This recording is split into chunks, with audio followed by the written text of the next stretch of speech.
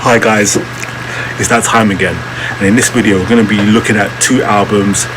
You've guessed it, it's which is better, and in today's video it's going to be AMON AMARTH versus Cannibal Corpse, a good old death metal special, and we're going to start right now. So with Oden on Our Side by AMON AMARTH, this is one of the best releases of 2006, but this album, if you're wondering, is full of blood, pagan worship, and of course war, and it just blows everything out of the water. AMON AMARTH are an example of a band that has improved over time. Actually, the only other obvious band that comes to mind is Behemoth, but the Norsemen do not disappoint with this album with Oden on Our Side. Music wise, this album doesn't sound like their previous albums. It's perhaps a bit heavier than Fate of the Norns, and still carries the warlike era of the warlike aura of Versus the World. The first track, But Heart Waits For Me, will take the listener to the middle of a Viking pillage. One thing you might notice immediately is the masterful vocals of Johan Hegg. There isn't much to add here other than he really shines out on this album, and he's one of the best frontmen in modern metal. If you're unconvinced, just look at that beard. The album carries a theme with most of the lyrics consisting of battles and death. Like if you listen to Gods of War Arise, no doubt you'll be singing along with the immortal lines, "Some seek shelter in the church, a refuge for those with faith." Just go and listen to the song. Also, the album slows down a bit when we hear some melodic guitars and get a Norse mythology lesson with the track Homer's Ride to Hell, Loki's Treachery Part 1. Music-wise, this album is very true to what AMON AMARTH have become known for, and I can only hope they continue down this route. The drums are fast, pummeling, and the dual guitars are nothing short of captivating. The brilliant production on this album is a vast improvement from the debut album, One Step from the Golden Horn.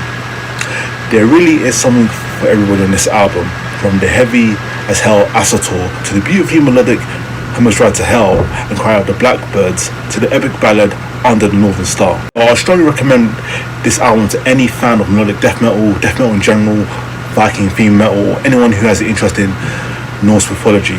So grab your pint of mead and give AMON AMARTH the attention that they truly deserve. Switching gears, let's look at Tomb of the Mutilated by Cannibal Corpse. Seriously, just think about that song title for a moment. Hammer Smashed Face.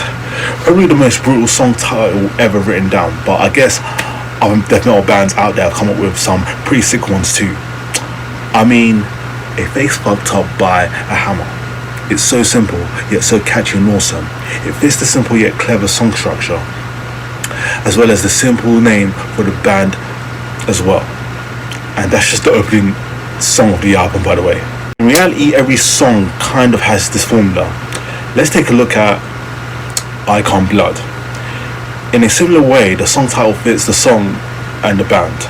You won't see any pretentious medical song titles or lyrics here. Instead, they're all just straight to the point.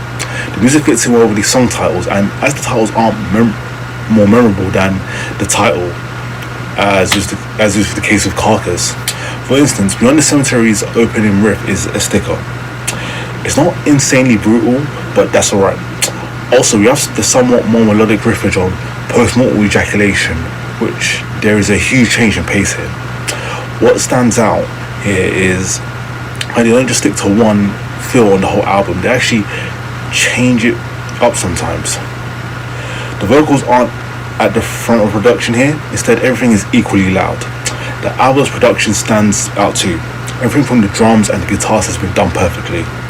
Even Chris Barnes' vocals here are mind-boggling. He truly has one of the deepest growls of any vocalist. An honorable mention here is probably Will Rama of Mortician. He sings slower most of the time, with his vocal patterns crafted perfectly to fit his lung capacity, while the fact that the majority of his vocals are done in human death grunt style. Every now and then he will let out a high-pitched shriek, which can be startling or to some annoying. Personally, I love it. Personally, I don't have a big beef with his screams, as I think the idea of countering extremely deep growls with the occasional extremely high shriek is a good idea. I don't just randomly shrift like some bands do, nor are there any filler riffs. Instead, each riff has been created to the point of complete or near perfection. We also have an interesting use of focuses in the guitar department. Songs like Addicted to Virginal Skin, Split Wide Open make more of the use of chugging, while Necropedophile and Beyond the Cemetery are more tremolo picking based songs with their main riffs. If this truly keeps you hooked, once again, this album is a definitive riff album. There are almost no non-riffs on here. The bass is high in the mix, although not quite the same like in Cryptopsy. It plays a part in these songs. For instance, the infamous bass fill in House Smash Space, or the Home Chugged in Addicted to Vaginal Skin, where it opens that killer riff with a little bass intro. Most of the time he appears to be following the guitars with his bass, however, so it's hard to pick out any specific moments where he's shining other than his bass fills. The drums are interesting here because although this style of drumming is different from other drumming by other bands, the constant use of the blast beated style of drumming being one of the first to actually use it, Paul also uses constant fills as well. He's not like Brandela though. I guess he's not showing off a lot like Brand does, but at times I wonder if he's a truly competent drummer. A good example being the random tempo changes in the intro of Beyond the Cemetery. I'm not sure if it's fucking up or trying to hide up that it's actually intentional. There are numerous other vocals on this album too, usually by Chris Barnes or Paul. Now, I was gonna draw reference from the Centuries of Torment DVD, where Paul claimed here that there were in fact a few errors on some of the albums.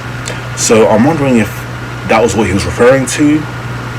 However, mistake or no mistake, they really helped to make this album seem more raw and evil. And even to this day, I'm still trying to figure it out. What we have here is a classic death metal album that flaws aren't even flaws. That's just how incredible this album is. So if you're watching this, I'm going to assume you like death metal. But trust me, there is no death metal without Cannibal Corpse.